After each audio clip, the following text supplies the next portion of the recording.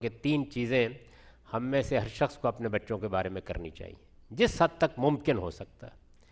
پہلی چیز یہ ہے کہ یہ جو بچوں کے بارے میں تشویش ہے کہ وہ اخلاقی لحاظ سے کوئی برا کام نہ کریں، وہ اچھی اقدار کے پابند رہیں، یہ تشویش بچوں سے پہلے والدین کو اپنے بارے میں ہونی چاہیے۔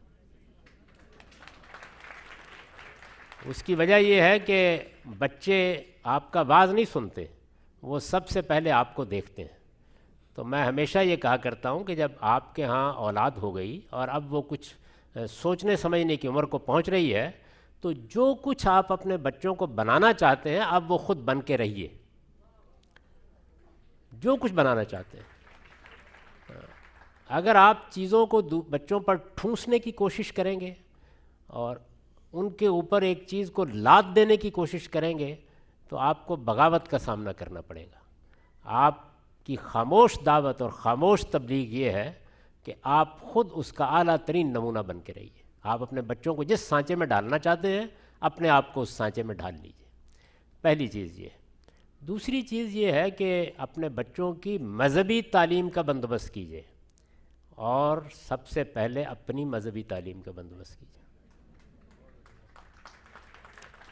میں کوئی تان تاریض کی بات نہیں کر رہا، اپنے درد کا اظہار کر رہا ہوں کہ مسلمان امت کا اس وقت سب سے بڑا مسئلہ اگر کوئی مجھ سے پوچھے تو ایک لفظ میں جہالت ہے۔ سب سے بڑا مسئلہ جہالت ہے۔ یہ جہالت دنیوی علوم کے بارے میں بھی بہت ہے، ہم دنیا کے علوم میں بھی بہت پیچھے رہ گئے ہیں۔ اعتراف کرنا چاہیے کہ پچھلے 500 سال سے دنیا میں ہمارا کوئی کنٹریبیوشن نہیں ہے۔ اور دین کے معاملے میں بھی حال یہ ہے کہ بہت پڑھے لکھے لوگ، وہ بہت سے علوم و فنون کے ماہر ہوں گے، دین کے معاملے میں ان کے پاس بیٹھ جائیے تو معلوم ہوگا کہ سنی سنائی باتوں کے سوا ان کو کسی چیز کی کوئی خبر نہیں۔ تو اپنے آپ کو بھی دین کا علم، دیکھیے میں یہ نہیں عرض کر رہا کہ آپ تبلیغ فرمائیں یا تبلیغ سنیں، نہیں، دین کا علم سیکھیں۔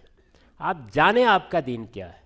جیسے آپ سائنس پڑھتے ہیں اس طرح اپنے دین کو اس کی صحیح ریزننگ کے ساتھ، اس کے پیچھے جو آرگومنٹ ہے اس کے ساتھ سمجھ لیں، کمپیریٹیولی دیکھ لیں، تقابلی طور پر، کہ اس دین میں اگر کوئی انٹرپریٹیشن کے اختلافات ہیں تو کیسے ہوئے ہیں، اور اپنے آپ کو اتنا ایجوکیٹ کر لیں۔ اور میں آپ سے عرض کروں کہ دین کا کنٹینٹ، یہ جب میں کہہ رہا ہوں ایجوکیٹ کر لیں تو کوئی آپ کو دین کا عالم بننے کے لیے نہیں کہہ رہا، ایک عام مسلمان کو جو ایجوکیشن چاہیے وہ اتنا تھوڑا ہے۔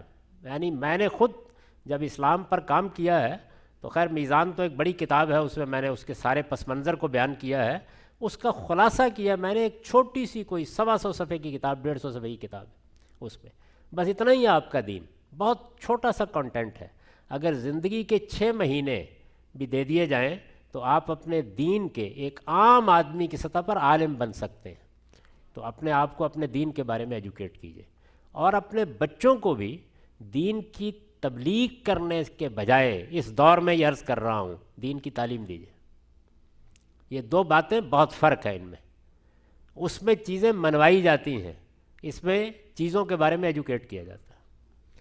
تو دین کا علم اپنے بچوں کو دیں، حقیقی علم۔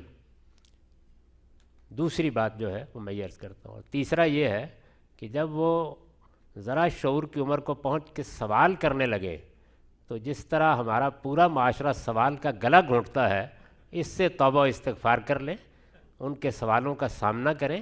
آپ خود جواب نہیں دے سکتے تو اچھے اہل علم سے ان کا تعارف کرا دیں، اور یہ تعارف بھی سلیقے کے ساتھ کرائیں، بالکل ایسے ہی جیسے آپ کا بچہ میتھمیٹکس کا، ریاضی کا کوئی سوال آپ سے پوچھتا ہے، آپ اس علم کو نہیں جانتے تو آپ کیا کرتے ہیں؟ آپ بتا دیتے ہیں کہ بیٹے فلاں صاحب علم سے یہ مسئلہ ڈسکس کر سکتے ہو، پوچھ سکتے ہو۔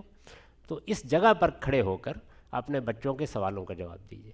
اگر آپ ان کا گلا گھونٹنا شروع کر دیں گے تو اس کے بعد پھر یہ سمجھ لیجئے کہ اس دور میں آپ اپنے بچوں کو دین کے ساتھ وابستہ نہیں رکھ سکیں گے۔ تو میری یہ 3 معروضات اور گزارشیں ہیں، اگر ان پر آپ عمل کر سکتے ہیں، اس کا اہتمام کر سکتے ہیں تو کیجئے۔ خود میں نے یہ فیصلہ کر لیا ہے کہ ہمارا انسٹیٹیوٹ اس سرزمین پہ امریکہ میں ایک ایسے ادارے کی بنیاد انشاءاللہ چند مہینے میں رکھ دے گا کہ جس میں بچوں کے لیے، بڑوں کے لیے، چھوٹوں کے لیے مختلف نوعیت کے کورسز کی شکل میں دین کی وہ تعلیم دی جائے گی جو فرقوں سے بالا تر ہو کر ہوگی، تعصبات سے بالاتر ہو کر ہوگی، خالص قرآن و سنت کی بنیاد پر ہوگی، جس میں دین بحیثیت علم پڑھایا جائے گا، اور جس میں لوگوں کو اس قابل کیا جائے گا کہ وہ کسی مولوی کے محتاج نہ رہیں، وہ اپنے دین کو خود سمجھ سکیں۔